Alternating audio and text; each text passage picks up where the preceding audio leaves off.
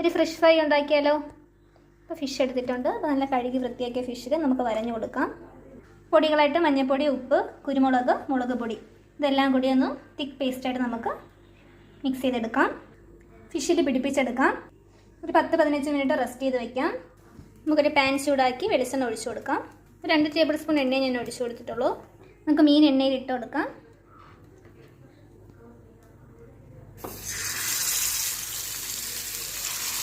Minute ഒന്ന് ഇരിക്കട്ടെ. നമ്മളിങ്ങനെ അടച്ചു വെച്ച് നല്ല സോഫ്റ്റായിട്ട് മീൻ കിട്ടും കേട്ടോ. നല്ല ക്രിസ്പിയായിട്ട് കിട്ടണമെങ്കിൽ അടച്ചു വയ്ക്കരുത്. പക്ഷേ അടച്ചു വയ്ക്കുന്നത് വേറൊരു ടേസ്റ്റാണ്. അപ്പോൾ ഞാനിത് ട്രൈ ചെയ്യാണ്. ഒരുവിധം ആകുമ്പോൾ ഗാർലിക് നമുക്ക് എണ്ണയിൽ ഇട്ട് കൊടുക്കാം. ഈ സമയം നമ്മൾ ഇടുന്നതാണ് ഏറ്റവും ബെസ്റ്റ്. അങ്ങനെ ആകുമ്പോൾ നല്ലൊരു ടേസ്റ്റ് ആയിരിക്കും കേട്ടോ. നല്ല ഗാർലിക്കിൻ്റെ ടേസ്റ്റ് നമുക്ക് കിട്ടും. നമ്മുടെ മീൻ ഫ്രൈ റെഡി ആയിട്ടുണ്ട്. പൊരിച്ച മീൻ, വഴുതനങ്ങ മെഴുക്ക്, ചക്ക എരിശ്ശേരി, തോരൻ.